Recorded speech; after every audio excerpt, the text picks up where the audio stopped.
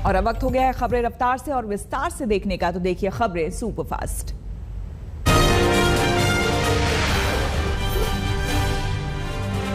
जम्मू में अंतर्राष्ट्रीय बॉर्डर पर एक बार फिर से ड्रोन की हरकत देखी गई है। ये ड्रोन जम्मू में पाकिस्तान की अंतर्राष्ट्रीय सीमा पर अरनिया सेक्टर में आधी रात को दिखा। बीएसएफ के जवान पहले से सचेत थे, उन्होंने ड्रोन पर गोलियां चलाईं। इसके बाद ड्रोन लापता हो गया। ड्रोन उड़ा रहे ऑपरेटर ने इसको फिर से पाकिस्तान सीमा में ले लिया। हाल के हफ्तों में कई बार ड्रोन की हरकत देखी गई है और अब एंटी ड्रोन सिस्टम लगाने की भी तैयारी चल रही है।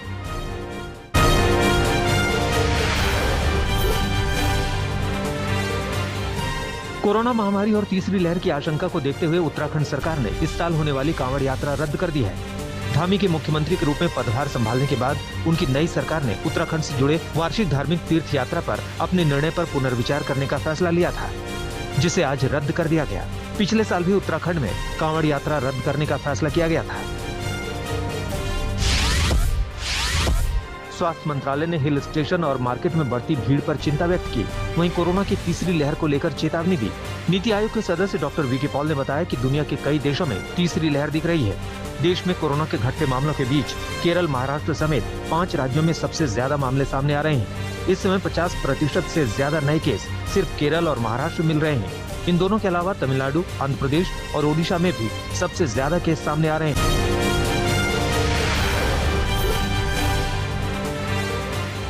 कोरोना को लेकर राजस्थान से बड़ी खबर आई है। प्रदेश में कोरोना के नए वेरिएंट कप्पा से संक्रमित 11 मरीज मिले हैं। चिकित्सा एवं स्वास्थ्य मंत्री डॉक्टर रघु शर्मा ने बताया कि 11 मरीजों में से 4 अलवर और जयपुर, 2 बाड़मेर से और 1 भीलवाड़ा से है। उन्होंने बताया कि लिए गए सैंपल की 9 की रिपोर्ट दिल्ली स्थित IGIB लैब से और 2 की रिपोर्ट जयपुर लैब से जीनोम सीक्वेंसिंग से मिली है। कप्पा डेल्टा वेरिएंट के मुकाबले मध्यम तरीके का है। राज्य सरकार ने लोगों से कहा है कि अभी एहतियात बरतें।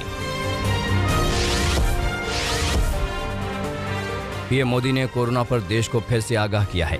उन्होंने कहा कि नागरिकों को कोविड नियमों का सख्ती से पालन करना होगा। उन्होंने कहा कि कोरोना से लड़ाई के लिए लापरवाही के लिए कोई जगह नहीं है। इसके अलावा माइक्रो कंटेनमेंट जोन पर जोर देने की बात कही। पीएम ने कहा कि हिल स्टेशन पर बिना मास्क जुट रही भीड़ चिंता का विषय है। मोदी ने कहा कि तीसरी लहर अपने आप नहीं आएगी। कोरोना की तीसरी लहर के लिए ऐसी ही असावधानी जिम्मेदार होगी।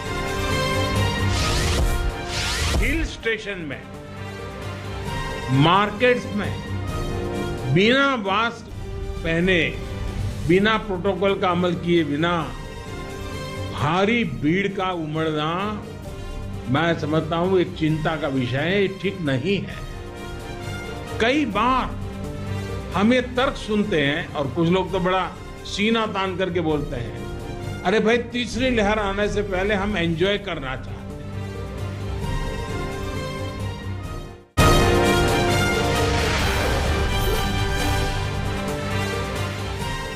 चुनावी रणनीतिकार प्रशांत किशोर ने कांग्रेस नेता राहुल गांधी से मुलाकात की। ये मुलाकात राहुल गांधी के आवास पर हुई, जिसमें कांग्रेस महासचिव प्रियंका गांधी और केसी वेणुगोपाल भी मौजूद थे। इससे पहले प्रशांत किशोर एनसीपी चीफ शरद पवार के साथ भी कई बार बातचीत कर चुके हैं। ऐसे में राहुल गांधी से उनकी मुलाकात के बाद सियासी अटकलें तेज हो गई हैं। पंजाब में नवजोत सिंह सिद्धू को लेकर घमासान जारी है। विवाद खत्म होने की अटकलों के बीच सिद्धू के एक ट्वीट ने भूचाल ला दिया, जिसमें सिद्धू ने मुद्दों पर आम आदमी पार्टी के समर्थन की बात कही, जिस पर कांग्रेस की ओर से सफाई आई है। कांग्रेस नेता हरीश रावत ने साफ किया कि पंजाब कांग्रेस में कोई खटास नहीं है। उन्होंने कहा कि 3-4 दिनों में बड़ी खबर बाहर आने वाली है। उत्तर प्रदेश के मुख्यमंत्री योगी आदित्यनाथ काशी विश्वनाथ मंदिर पहुंचे, जहां योगी ने बाकायदा मंत्रोच्चारण के साथ पूजा पाठ किया और बाबा विश्वनाथ का जलाभिषेक किया। योगी प्रधानमंत्री के वाराणसी दौरे से पहले तैयारियों का जायजा लेने वाराणसी पहुंचे थे। प्रधानमंत्री नरेंद्र मोदी 15 जुलाई को एक बड़े कार्यक्रम के लिए वाराणसी आने वाले हैं। यहाँ पीएम मोदी 30,000 लोगों को संबोधित करेंगे। साथ ही कोरोना वॉरियर्स के साथ भी पीएम का एक कार्यक्रम होगा। इसी के साथ वाराणसी में बने रुद्राक्ष सेंटर का उद्घाटन भी करेंगे। कोरोना संकट के बीच एक बार फिर संसद सत्र की शुरुआत हो रही है। 16 जुलाई से संसद का मानसून सत्र शुरू होगा, जो कि 13 अगस्त तक चलेगा। संसद के इस मानसून सत्र में सरकार की ओर से करीब 23 नए विधेयकों को पास कराने की तैयारी है।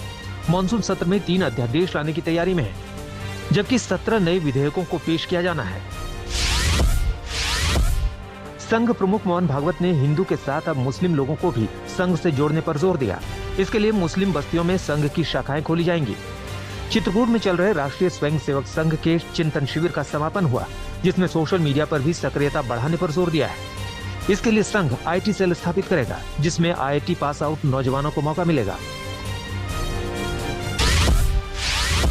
प्रधानमंत्री नरेंद्र मोदी ने टोक्यो ओलंपिक में शिरकत करने वाले सभी भारतीय एथलीटों को संबोधित किया और उनका हौसला बढ़ाया। वीडियो कॉन्फ्रेंसिंग के जरिए आयोजित हुए इस कार्यक्रम में खिलाड़ियों के साथ साथ उनके परिवार वाले भी शामिल हुए। पीएम मोदी ने एक एक कर सभी खिलाड़ियों से बात की और उनकी हौसला अफजाई की।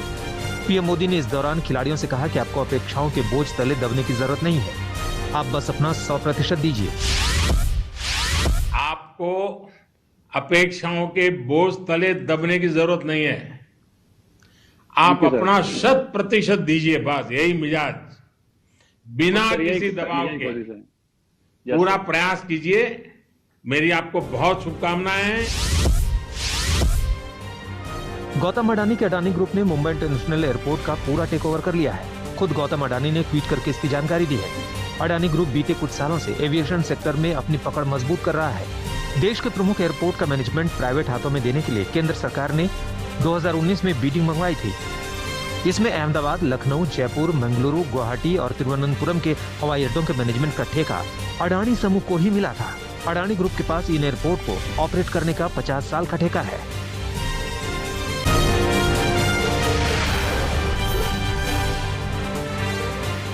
महंगाई के खिलाफ कांग्रेस ने अलग अलग शहरों में प्रदर्शन किया। 7 जुलाई से 17 जुलाई तक अलग अलग शहरों में कांग्रेस के कार्यकर्ता प्रदर्शन कर रहे हैं।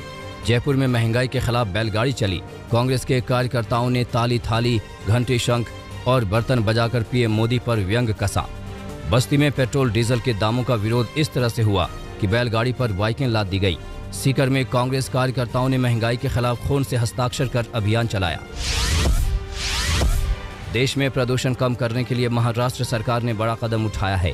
राज्य में 2025 तक कम से कम 10% इलेक्ट्रिक वाहन लाने का लक्ष्य रखा गया है। रोड टैक्स में छूट और इंसेंटिव देने का भी प्लान बनाया गया है। इस पॉलिसी को जारी रखने के पीछे का मकसद देश में बढ़ रहे प्रदूषण को कम करना है। राज्य सरकार ने मुंबई में साल 2025 तक लगभग 1500 चार्जिंग स्टेशन बनाने का लक्ष्य भी रखा है। आकाशीय बिजली अब गुजरात के द्वारकाधीश मंदिर पर गिरी। हालांकि किसी भी तरह का नुकसान नहीं हुआ। भीषण बारिश के दौरान द्वारका मंदिर के परिसर में बिजली गिरी। उस वक्त जब भक्त मौजूद थे, पूजा पाठ चल रहा था। मंदिर को भी किसी तरह का कोई नुकसान नहीं हुआ। सिर्फ मंदिर के शिखर पर लहरा रही ध्वज फट गई। द्वारकाधीश मंदिर पर बिजली गिरने की घटना को लेकर मंदिर प्रशासन से गृह मंत्री अमित शाह ने फौरन पूरी जानकारी ली।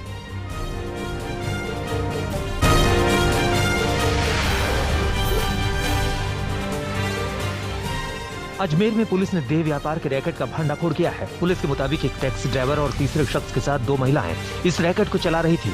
लड़कियां पंजाब और गुजरात की हैं। पुलिस ने सूचना के आधार पर अपना आदमी कस्टमर बनाकर भेजा और लड़कियों को होटल से गिरफ्तार कर लिया।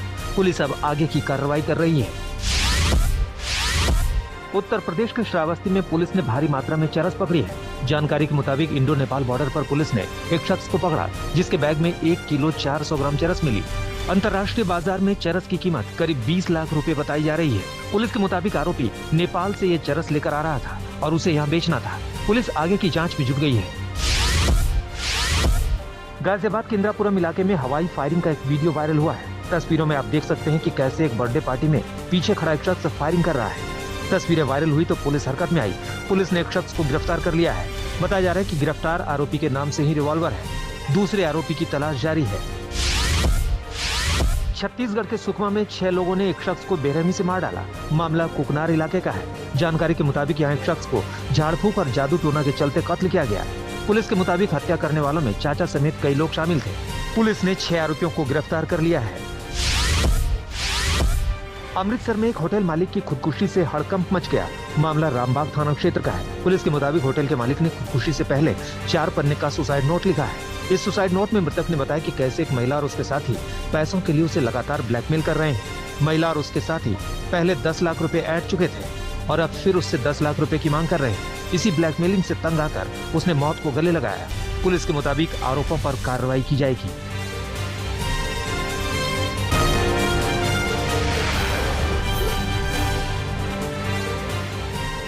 दक्षिण अफ्रीका में नहीं थम रही हिंसा। पूर्व राष्ट्रपति जैकब जुमा को जेल भेजे जाने के बाद से पूरे देश में जमकर हो रही है लूटपाट।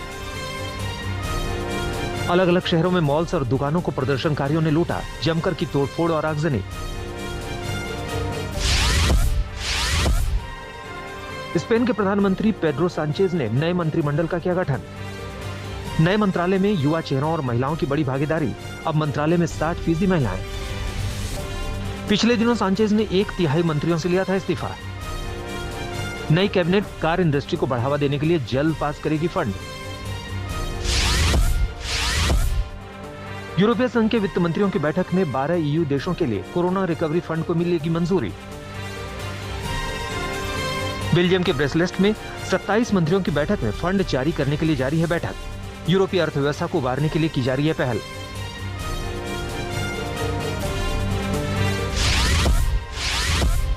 ऑस्ट्रेलियाई पीएम स्कॉट मॉरिसन ने न्यू साउथ वेल्स के लिए जारी किया कोरोना सहायता फंड। बढ़ते संक्रमण और प्रतिबंधों के लिए न्यू साउथ वेल्स को दी गई है आर्थिक मदद। सिडनी में लॉकडाउन बढ़ाने की भी पीएम ने जताई संभावना। कोरोना का एपिसेंटर बना हुआ है सिडनी।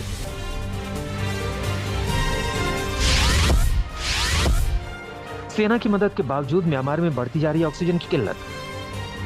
ऑक्सीजन केंद्रों पर लगी लंबी कतार। यंगून और मांडले में ऑक्सीजन की सबसे ज्यादा परेशानी। ऑक्सीजन की कमी की वजह से बढ़ रही कोरोना से मरने वालों की संख्या।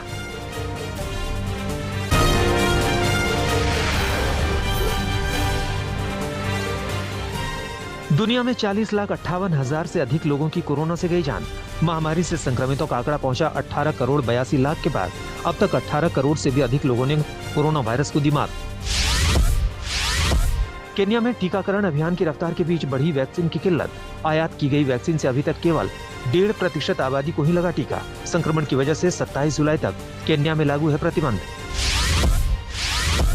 उत्तरी एरिजोना में नेशनल हाईवे तक पहुंची जंगल की आग। एरिजोना और यूटा को जोड़ने वाले हाईवे के किनारे जलते दिखे जंगल। कई रास्तों को एहतियातन किया गया बंद। आग पर काबू पाने की कोशिशें जारी। बढ़ते तापमान और जंगलों में लगी आग से बढ़ी अमेरिकी लोगों की मुश्किलें। ओलंपिक बैठक के दौरान फिसली IOC अध्यक्ष थॉमस बाक की जुबान। जापानी लोगों की सुरक्षा की बात की जगह चीनी लोगों की सुरक्षा की कही बात। बयान के बाद बाक ने तुरंत खुद को सुधारा। अपने 3 दिवसीय दौरे के आखिरी दिन ओलंपिक समिति की बैठक में बोल रहे थे बाक। गूगल और फ्रांस के बीच और बढ़ा टकराव। कॉपीराइट कानून के उल्लंघन के मामले में फ्रांस ने गूगल पर करीब 4,400 करोड़ रुपए का लगाया जुर्माना। फ्रांस के न्यूज पब्लिशर्स के कंटेंट को इस्तेमाल करने के बदले गूगल को देना है मुआवजा।